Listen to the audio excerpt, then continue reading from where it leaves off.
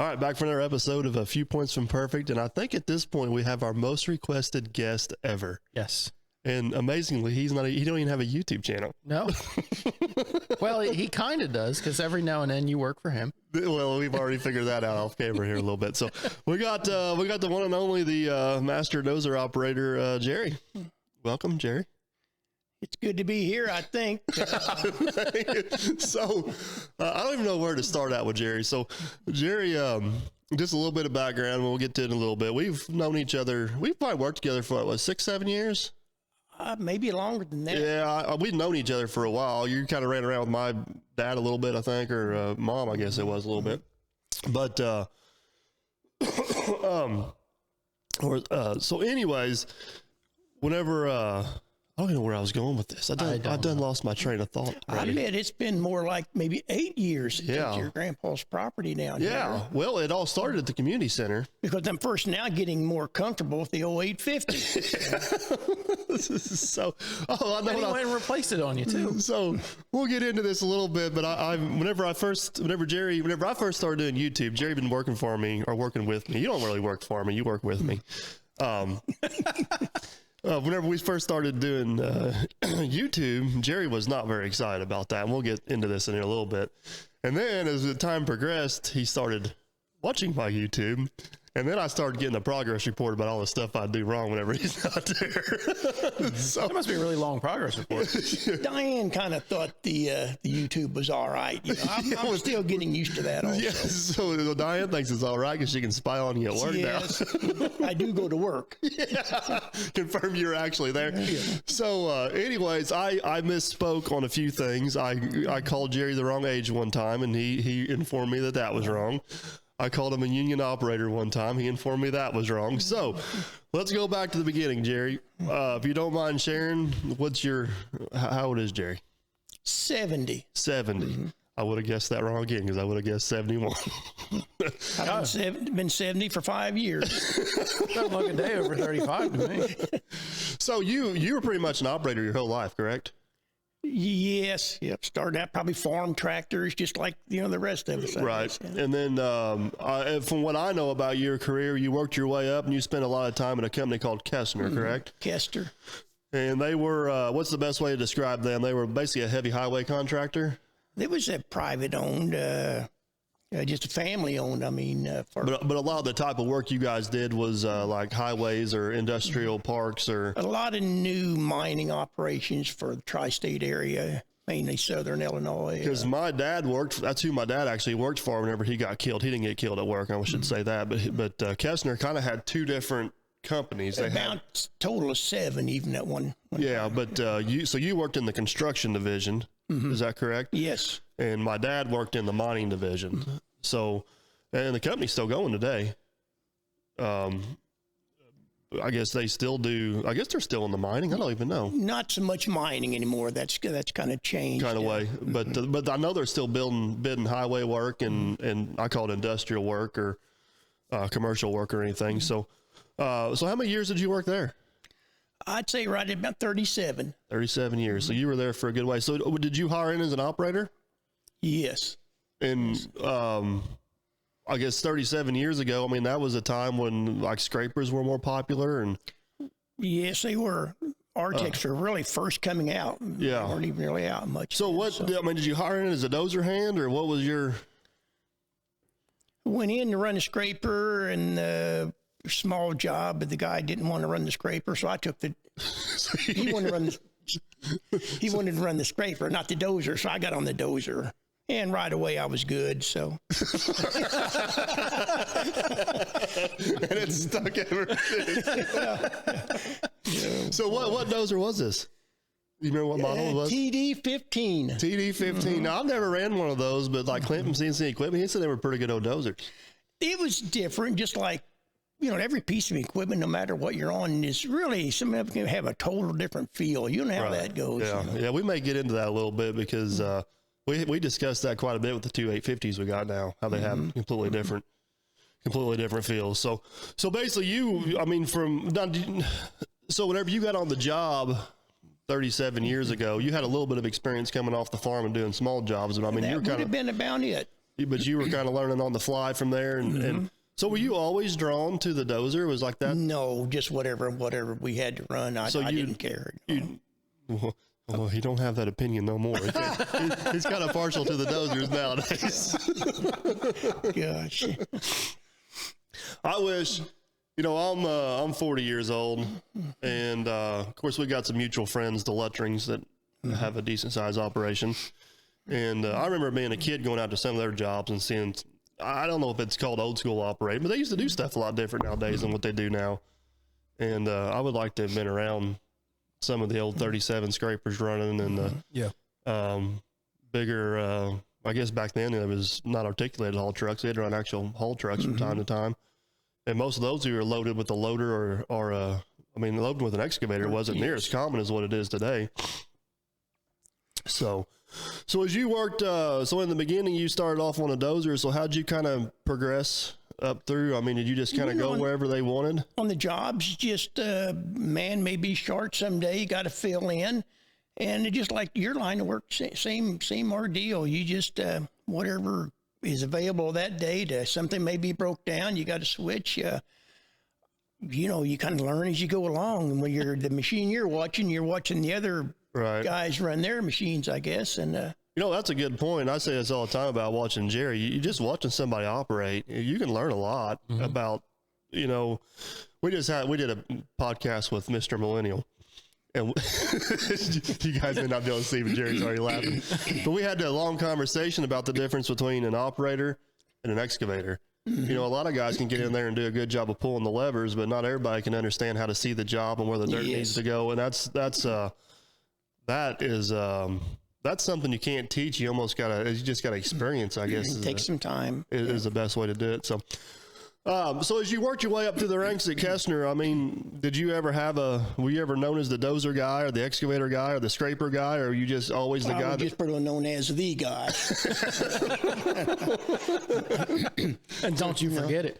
Yeah. Because being kind of, universal. Yes, it makes a world of difference on any job. And then as you come up and be a supervisor, you really count on the different. Well, especially back in your time frame, I guess it's worth mentioning that operators were a lot more common. So the more universal you were to that company, the better chance you had to work more hours, correct? And with the company I grew up with there for a while, there were several of us all about the same age, and we just all kind of grew up together. We knew what each other were going to do, and it was a very big help.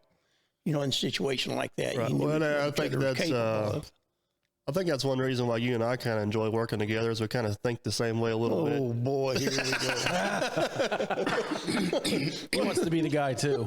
He's the kid. I'm the next generation. The only reason that is there's just two of us on the job usually. Right. And I, so that's we can't mention names, but I know who his other options are. And I'm the best one of the two. Find any better options?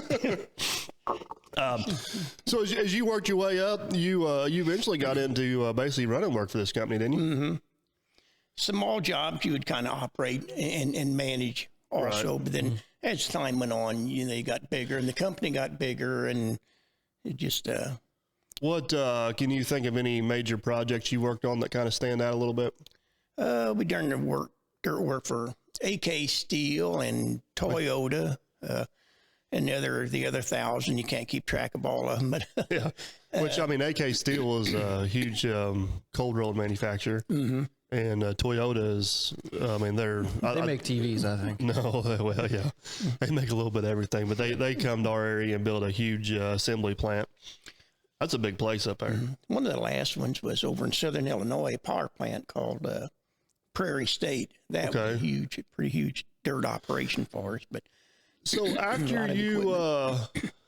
you retired from Kestner, that's when you kind of started just picking up. You just kind of worked here or there, wherever you felt like that day. Because as we mentioned before, we got a mutual friend, Luttring, and they own a comparable operation to Kestner. They're not as big, but because you did some traveling with them, didn't you do a job down in Tennessee or something? Not with Luttring. Not with Luttrings, but I was all over with Kester. They were pretty big. They were everywhere. And I know Luttrings have got into the stripping for some of the rock quarries. That was some of your favorite work, wasn't it? It gets a little rough, like, you know, your dad was at the coal mines, that all that old rock gets old after a while. We'll try. And now I notice their perfect is bought in a Ripper tractor, so I'm not sure what that's going to be like.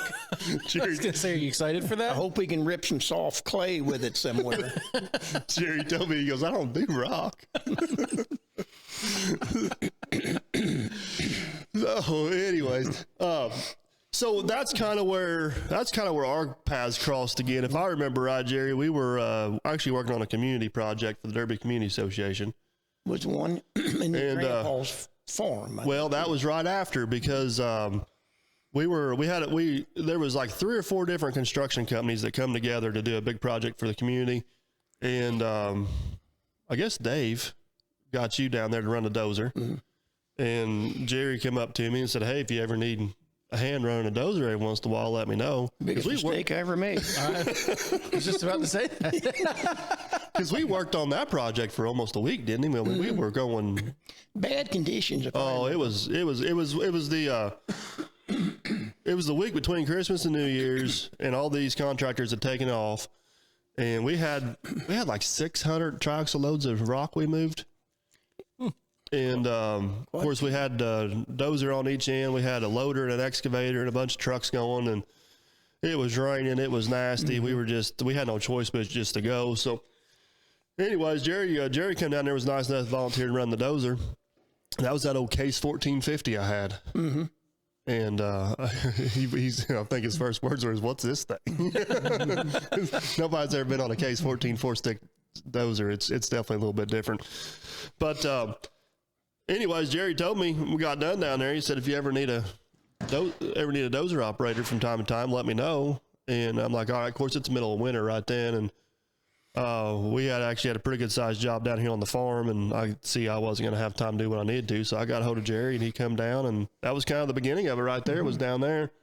How many stumps did you dig out down there? Oh my goodness, man, that was way before we were doing YouTube, but I bet we probably dug out 300 stumps. And they weren't little saplings either. No. We took about 14 acres of woods and turned it into, the ironic part about that, Jerry, is the job's still not done. I know. Yeah, I got the piles, topsoil down there. Were supposed to spread years ago. It still haunts him. Yeah, it's one of these days. We'll get to it. Well, we've switched dozers 3 times. Because Jerry never even ran the first 850 dozer I had. I don't know if I even seen it. No, and you're lucky you didn't. It was pretty rough. I bought the 850 dozer I got now, and I thought, well, I feel proud enough of this one. I'll at least let Jerry see it. It's been a pretty good old rig. Yeah, it's been a good dozer. So, anyways, yeah, Jerry's come down there, and me and him worked on that project, and it just kind of worked out from there to where, Jerry's retired, and he can. I was. He can Happily retired, and he can do whatever he wants to do, and I respect that. So if Jerry can work or wants to work, then we go for it. If Jerry needs to do something else, Jerry does something else. It's different working for just private individuals, farmers, and people Right. close to home that they enjoy the work, and and I kind of enjoy the different aspects of the jobs too. I don't want to say the pressure's not there, but the circus isn't as big, so you don't have as many people. If you go to work with Kessner or even Brett or these guys, I mean, you're working in a 7-8 person crew. You're running production. I mean, if there's one link of the chain that's not pulling its weight, you got major problems. With what we do, I mean, if Jerry needs to step out, somebody can step in and we can get through a day and not really. yeah, if he needs to step out, you just go to a different job for that day. Yeah. Because it's just they're perfect. Yeah. Excuse me. He's already got the money, so it doesn't matter if he makes any money on that job or not. Right. Yeah. And he gets that production crew to come in later and do it all anyway. So that kind of progressed to, there's stretches where you'll work quite a bit, and then you'll go a while and do your own thing. And you don't work just for me. You still fill in for a couple other guys from time to time. Mm-hmm. And that's kind of enjoyable for me. It's all just different. You just change of pace. make it kind of enjoyable. Gets you out of the house, keeps you young. And it's not like you got to get up. There's been times used to get up 12 o'clock, 2 o'clock, 3 o'clock and get on the road and go to work and out of town all week a lot of times. And, you know, one thing with what we do, I think the farthest you've worked away from home for me is probably Corden, isn't it? Mm-hmm. Which is about 45 minutes from the house. So Right. I'd say 90% of what we do is 30 minutes from your house. Maybe even a little better. Remember the one I had, I could walk to work. Is this neighbor's Neighbor. house? I tried to drag that on as long as I could. Yeah. I could understand why. Well, even a lot of the work we do for Farmer Chris is probably less than 10 minutes from the house. Yes. So, and we enjoy working. And like Jerry, you know, people who appreciate our work, Jerry and I both enjoy working for those people because it just makes it, and the Temples are that group, you know. It makes it enjoyable. Yeah, you know, and you, whether it's right or wrong, you go the extra mile for them because you know they appreciate what you're doing, you know. Right. And we do our best to take care of them. So, we'll fast forward a little bit, Jerry, and I'm kind of curious your opinion on this because we've talked about it a little bit, but not covered it real well. So, you probably worked for me for 3 or 4 years before I ever started doing YouTube. Mm-hmm. And then one day I showed up with a camera. Yeah, I didn't know what was going on there. Then later on, whenever the drone got flying around, I thought, boy, look, what's this bird right here by the machine? What's it going to... Took a while to get used to things, and I'm still kind of getting used to it. I was just, you know, used to just going to work and just concentrating on your work and everything, and not paying attention. And you know, the YouTube is just a different show right now. Yeah. You get some buffoon walking around with a camera now. And I think it's fair to say in the beginning, Jerry was not very happy about the camera. It's like, well, look out, I'm going to run over you if you don't haircut it out of the way. We did not stop to take a camera shot. We did not stop to have a conversation. And I think the conversation was, you better move or you're going to get ran over, was several times. Not quite that bad, I guess. But. And then he told me a couple of times, I just don't understand that thing. I said, I don't either, but it keeps paying. So that was probably the first year and a half I did YouTube. Not that I kept the camera from Jerry, but I knew he didn't enjoy it. I didn't want to push it on him. If he didn't want to be part of it, I wasn't going to make him be part of it. And, you know, of course, Jerry's good at what he does, so you want to try to video all you can of it. Mm-hmm. So I just kind of, I didn't force you to do it. Just kind of did made me do it or go home. yeah. No, it wasn't bad. It just is totally out of, just wasn't used to it, you know. Yeah. But as time went on, you've kind of warmed up to it a little bit. Mm-hmm. Got a little more used to it. Now I don't like going to work without it. Well, I think the first eye-opening experience was for Jerry. As some of the old guys he used to work with, I think, recognized you on the channel, didn't they? That's what you were saying, and there are a few of them that watch it now. Yeah, watch it. And then eventually his wife Diane got to where they could watch it at home, and that's whenever I got in trouble.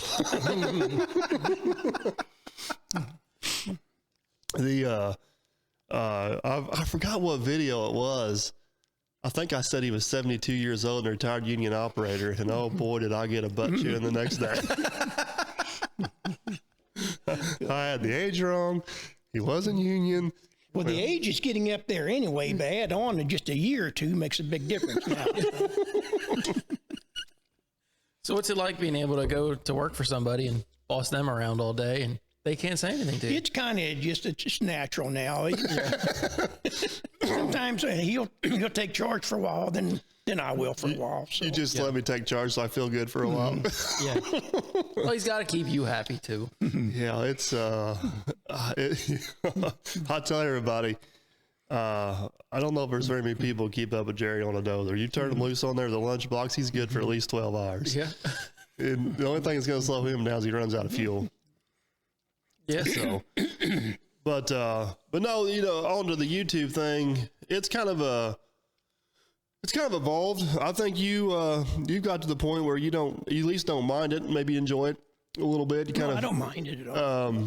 I think, you know, from watching the videos on the other end, I think you kind of understand what we're doing when we're actually filming. And I just think it's just cool to kind of document some of what we do. It Because, is. we've been doing it for 3 years now. And you mentioned the other day you were going back and watching some of the old videos and kind of even forgot about what we did or what even happened that day. Or I think you were talking about one of the jobs we did for Farmer Chris, filling in a pond or something. So it's as much as it might be annoying at times at the time when we're doing the job, after the job's done, it's still cool to go back and have that documentation of everything, everything going on. And then you go back and check the ponds that I filled in, and Farmer Chris is stuck in them. That's not good either.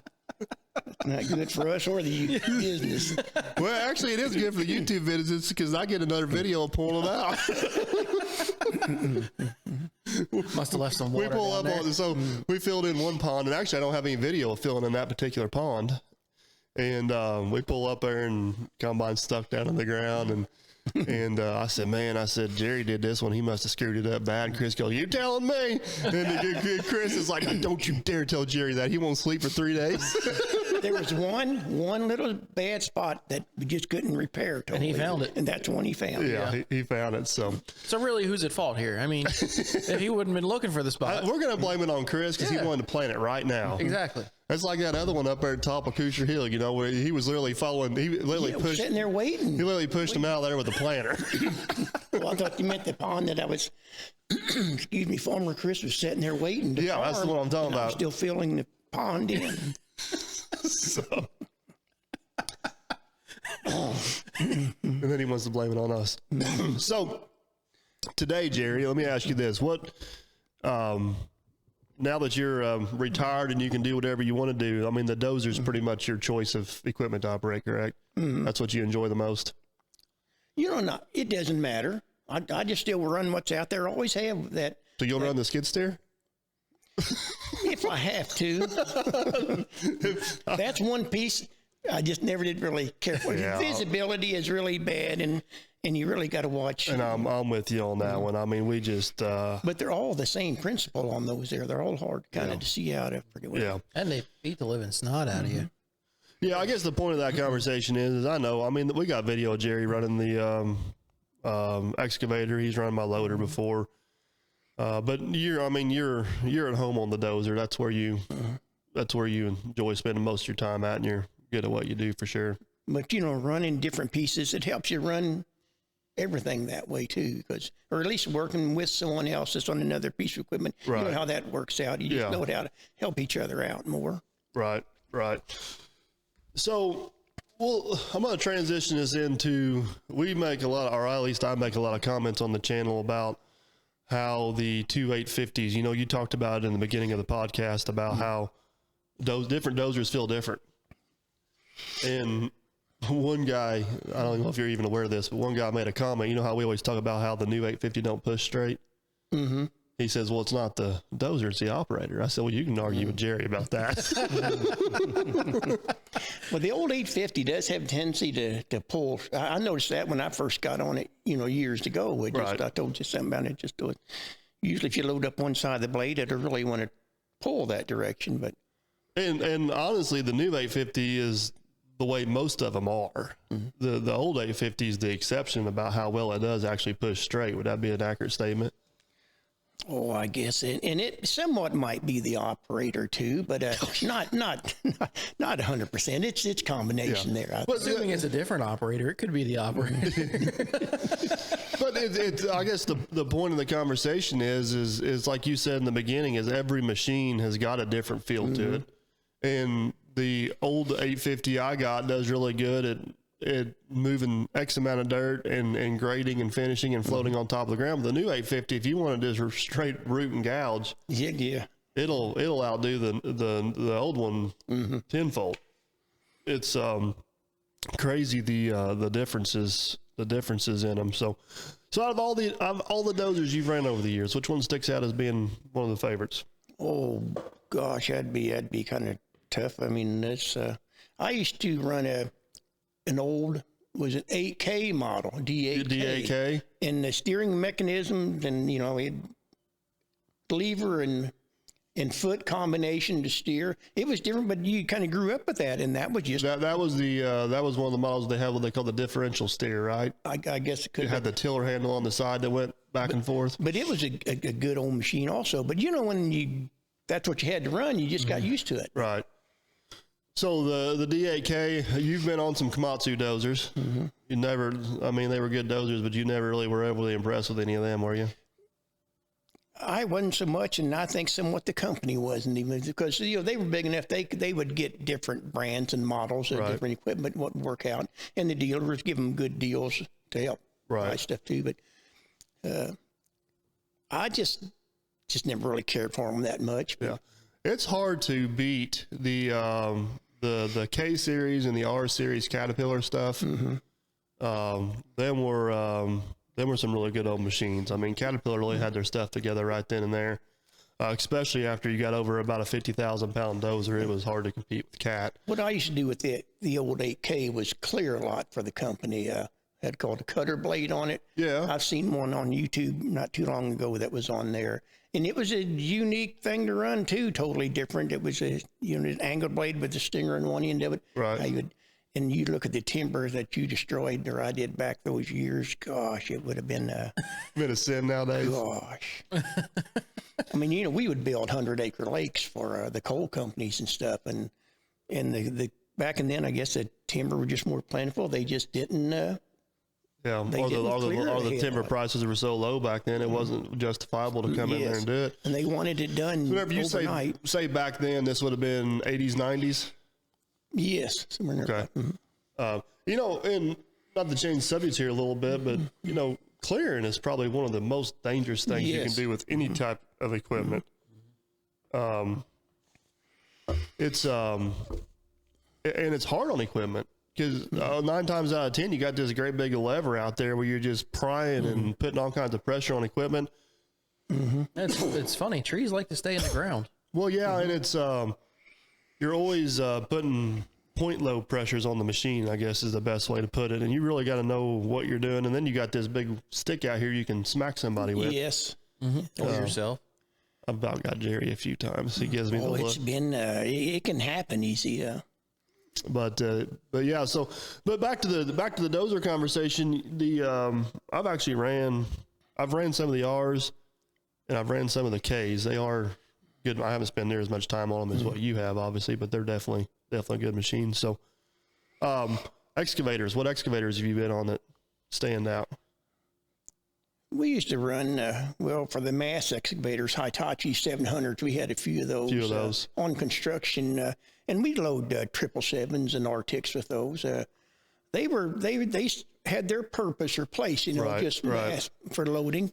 In the coal mines, they had anywhere from 25 and 3,500 Hitachis, and that's a bigger machine, Yeah, that's a good size machine. I remember, of course, whenever Dad worked for Kessner, which is the company you're talking about, back when he worked for United Minerals, they used to have an actual drag line down there in Yankeetown. And Dad's job, he had D11N, and that's all he did was push the spool banks back off the drag line. Your dad run 11 too? Then. Yeah. I did for a while. But it's not like running a small one. You're just limited to what you can do with that D11. I mean, you're a mountain, but as far as after about a half a day of being on it, it just kind of gets pretty repetitious. It gets pretty monotonous. Yes. That's what Dad did for, I don't know, the last 7-8 years of his career was push. He was in the, probably the last 5 years, but they had bust out spool banks and then he would bust out all the spool banks and they come in with the smaller dozers and reclaim. Mm-hmm. Is basically what they would do. So, but the the Hitachi machines from about the 90s to about 2010 were hard to beat, which that's basically the same as a lot of the Deere machines as well. They just had different engines in them. So, the company, we didn't have much for John Deere. We had a few Komatsu Tracos, the smaller ones.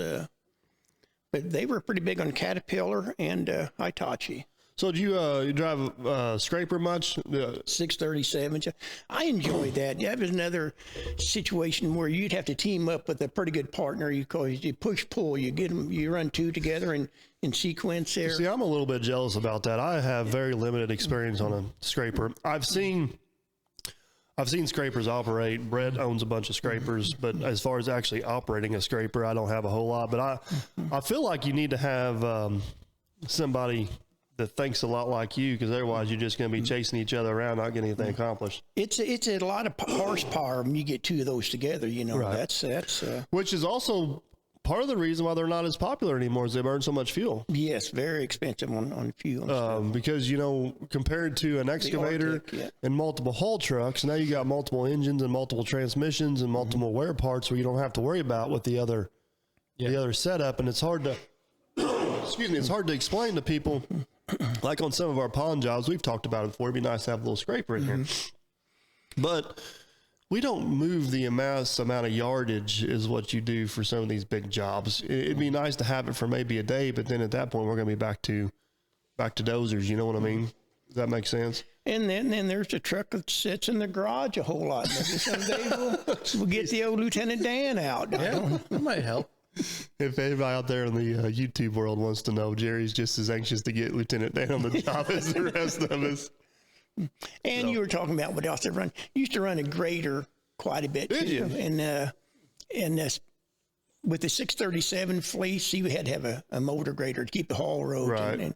And that was working with the same guys again. There was probably 10 or 12 of us that spent a lot of years together building on these construction sites. I've ran a grader a little bit, but it's one of those things I enjoy the heck out of for a short period of time. And it's like, yeah, I got this. I'm going to go move some dirt. But if you keep the haul roads up for these guys, they're your buddy, you know. But Yeah. boy, and then they would always, you know, when you're building a big lake, you got series of different ramps all the way around it, and I'd have to go ahead and work on these ramps before they'd ever get there to haul. So I had to stay ahead of them, and plus keep up with their haul roads. Well, and the and 637 haul road is pretty well impossible. That's heavy machine when they get to going fast and bouncing. Yeah, because them scrapers are running 40 mile an hour. And they're Really? Yeah, they'll get up and move. I never knew that. so the grader's got to run about 80 mile an hour. You know what I mean? I'll say. Because they're just going to push you right out of the way. Yes. Yeah, I think my buddy Brett, he hit a soft spot in the haul road. Of course, Brett's notorious for being hard on equipment, and broke one of those graders in half. You remember that? Were you on that Grader? job? No, scraper. Scraper. You can do it though, I guess. Turntables. I seen the turntables get broke on them going pretty fast and hit something solid, a rock or something. Yeah, but if anybody's never seen, especially the 637s, which are the big ones, ever seen those scrapers run in person? There's not a video out there in the world that does them justice actually running in person, because you get, especially if you get four of them, you get two teams running together. I mean, The 637 is the twin engine, right? Yes. yeah, that's basically a 37 yard. And Yeah, I think so. And then I've ran some 657s that we had rented a few one time, but it was just a little more sluggish than a 637. Yeah. And, Yeah, of course you're moving 20 more yards though too. So, you're talking about a heaped triaxle load at that. oh, and no, you're talking almost 2 tracks of loads. Well, yeah, I guess you're right. You're getting what, 20, 25 Yeah, yards? because I mean that's what the rated R kind of knocked off at the top. So you get them heaped up and going. And Yeah. I know Luttrings from time to time they've even ran their scrapers as haul trucks before. Load them with a track. but just another situation where the haul road just really gets beat up then.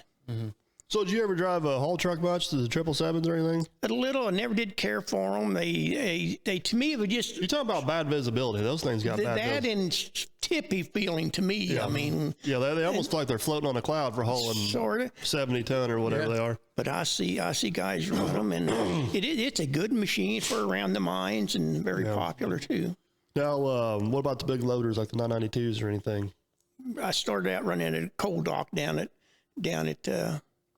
below Troy there for Furch there years ago, 09, 92. They're a pretty impressive old machine. They are, but nothing like the new ones now, like the Luttrings have got. Yeah. That's an animal there. Gosh.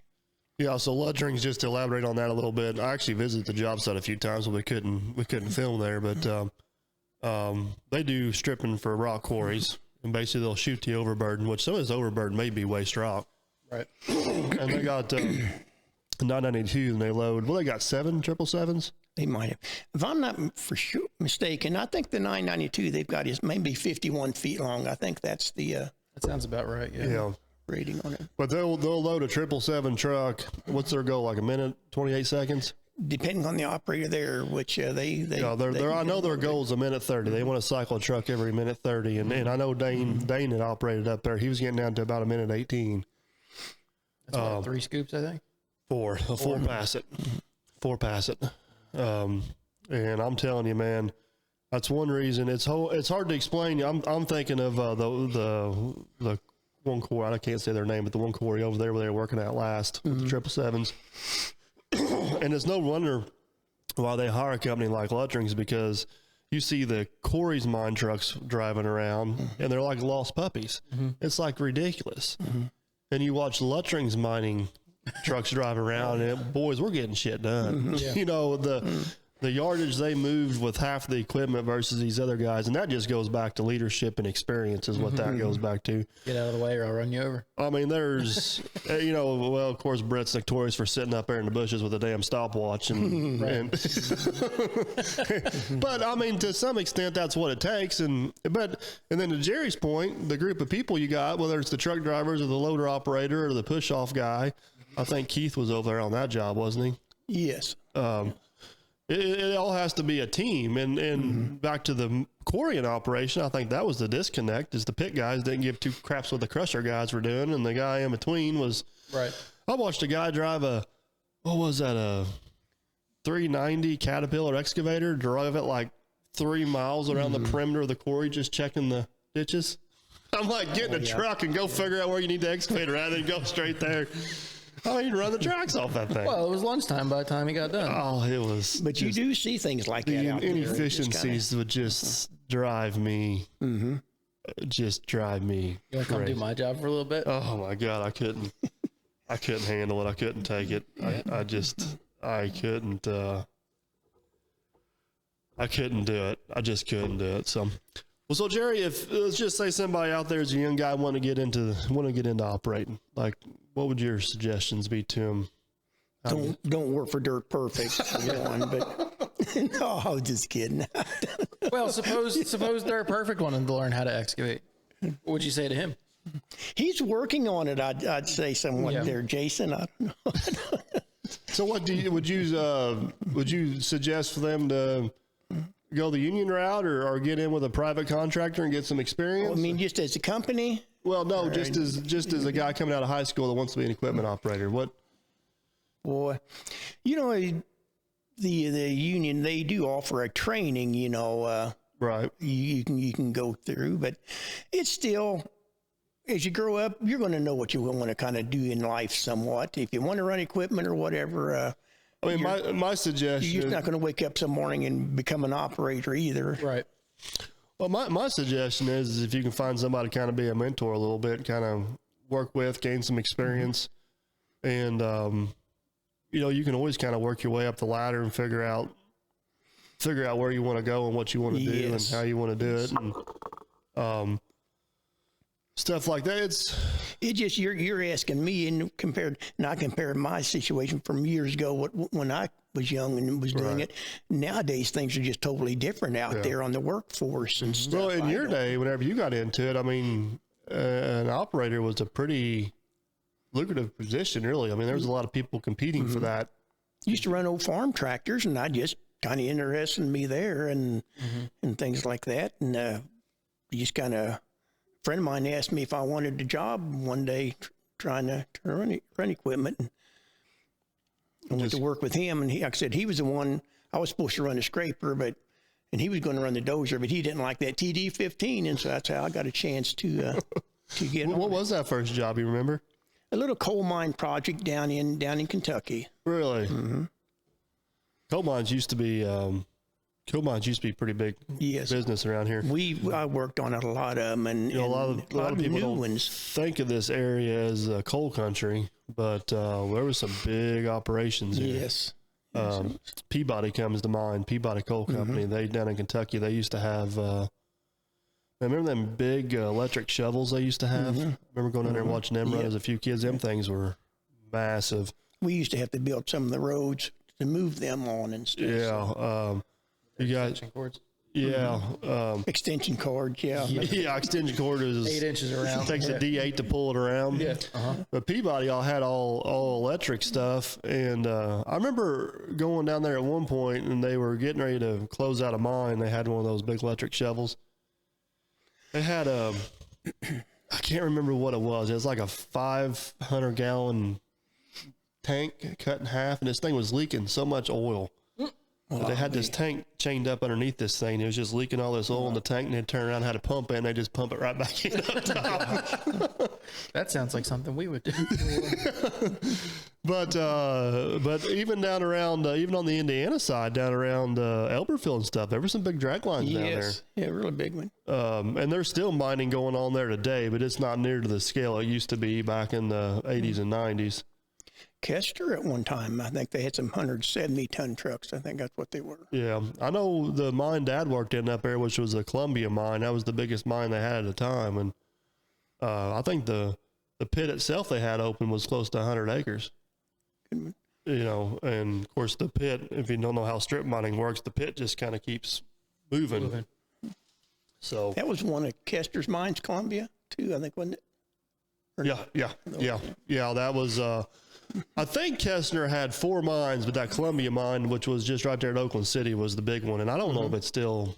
I know it was open a year or two ago. I don't know if it's still open now or not. But I've probably seen your dad at times. I probably wouldn't even pay no attention, because sometimes when construction would get low during the winter months, we had an option to go work at the mines. Yeah, and you know, one of the jobs that Kestner did was the Nashville Super Speedway. Yes, right about that one. And I know Dad went the other way. He come out of the coal mines, went down there to run a dozer down there. They wanted him down there. He was down there for about 3-4 weeks. Well, I was down there for the duration. Probably seen him and just didn't pay no attention then. But they were needing dozer operators. That's what I mean, we may have to do a podcast on Dad at some point. We don't talk about him a whole lot, but that was a lot like Jerry in some aspects, is he could run pretty much anything, but he just seemed to be on the dozer. That's where he wanted to be at for the majority of the time. That's what he was known for and what he was good at. And unfortunately, about the time I got into excavating seriously is the same time my dad got killed. So I didn't get to spend a whole lot of time around him. I think, I don't want to get all sentimental here, but I think that's why I enjoy working with Jerry so much, is because obviously Jerry's not my dad, but it's like having somebody like that on the job site where I can learn from, and somebody that's obviously got a whole lot more experience than what I do. The way it was when I kind of grew up, there's always some older guys there would really take the time and help you learn and do the right from the wrongs and stuff. So. Well, and I don't care how old you are. I mean, you can learn. Yeah, you can still learn. And, you know, some of these, even on camera, I mean, me and Jerry still have lengthy conversations about how we're going to do some stuff, and we don't always agree the best way to go about it. And sometimes he's right, and sometimes my idea might be better. But that's just the way it is. That's but I mean, I think we got enough mutual respect between the two of us that at the end of the day, we figure it out and move forward. Now, Matt, on the other hand, he'll sit there and argue with us. Yeah, Matt likes working for me now. He says I've got more patience, but he hadn't seen me in action either. So I'm not out there with him every day like Mike is. So we got.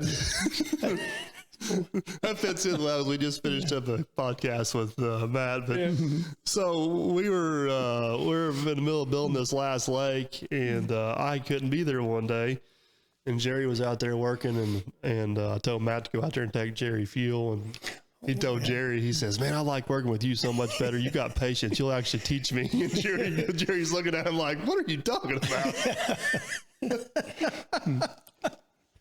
I think, what you tell me? He goes, "I'm not sure. I think you're just in the way or something." Yeah, boy. Yeah. Means good, but you know. Jerry called me at the end of the day. He goes, "Boy, if you need somebody to drive back and forth and burn fuel, you found a good one." He means good, but you're not going to learn it overnight. You know, Matt does take direction pretty well. He sometimes he almost tries too hard, but if you sit him down and sit him down and kind of explain it to him a little bit. He's smart enough to comprehend and it's understand. the years of experience that you just can't. You can't teach that. You have to earn it. You have Yes, to get it. You could sit there all day and talk to a person about this and that, but it's just like around the basements when you're just a track hole and the dozer, you just got to kind of visualize running both of them and how you can help each other and stuff. Or you can make it worse on the. First, of course, me and Jerry dug a bunch of basements together. That first one we did, I think we actually videoed it. Was up there at Georgetown. You weren't on that one. And every time I turned around, Matt was in my damn way. I'm like, I'm about to tell you to go park it. Because you're going to get hit with a Draco bucket, I'm telling you right now. You used to work with Aaron's dad too, didn't you? Not very much. No, not very much. Okay. Did you ever remember the name of the other? No, I need to go look that up. A guy messaged me on Facebook. That's all right. I knew Aaron's dad a lot, but I never really worked with him very much. Oh, okay. Now, Aaron's, did you work with Aaron's grandpa, Johnny? No. Johnny, of course, Aaron's dad and Aaron's grandpa were both pretty good. Pretty good. Aaron's grandpa was good on I think he used to run a drag line, an old drag line. Yeah, he used to run a lot, a drag line and scraper, and then towards the end, he actually worked for my uncle in another excavating company. He was pretty good dozer operator as well. Now,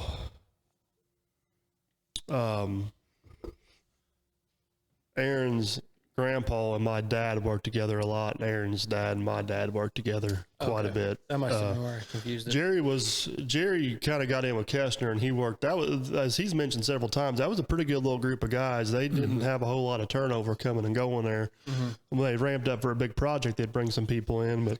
And a young company grew very fast too. That core group, and it was a good company. Like I said, that's who my dad worked for at the end. He just worked for a different division of it. But, started out with a couple of dozers. Yeah. Now, you never did work for Malone Brothers, did you? No. That was an interesting operation to say the least. I know Dad worked for Malone's a little bit off and on over the years, but they were an old school construction had company. A bunch of older equipment for sure. But man, they did a lot of work though too. They were the masters of creative engineering. Let's put it that way. I can draw some conclusions. Actually, Dad's best friend got killed working for him, and that was kind of the beginning of the end of him. Crane tipped over building a railroad bridge, and the piling they were driving come up and went through the windshield. I didn't really know exactly what had happened. Which was, that was. That's a shame. Yeah, that was a couple years before my dad got killed. I remember that. I can remember that day very well because we were driving home from school, and I remember seeing all that. It was right off the side of the road there. I remember seeing everything going down, and I got home that later that day, and that was the first time I remember seeing Dad upset. And his daughter, Dad's best friend's daughter, was in my class. We graduated together, so there was multiple connections to it, and And Malone's went on for several years after that, but that was kind of they were quite the same, I don't think. They were quite the same after that. It kind of went down. But man, back in the heyday, Malone's was quite the operation. So, well, Jerry, I know you're itching to get to work. We ain't going to keep you here all day. You got a D4 calling your name. We got a pond to finish up. So, and I'll say the wrong thing here eventually too. There's no right or wrong thing.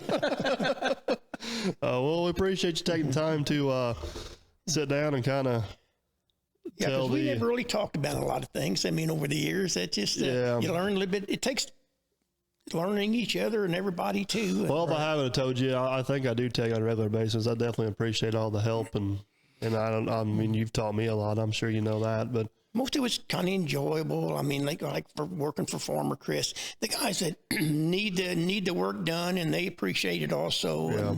And we try to do the same thing here as what we do, is what you did there is, it's as much about enjoying who you work with as actually doing the work. And it's just like anything else. We get days where it's the grind. It's a big, hard push to get something done. This last pond we've been working in is the muddiest freaking mess.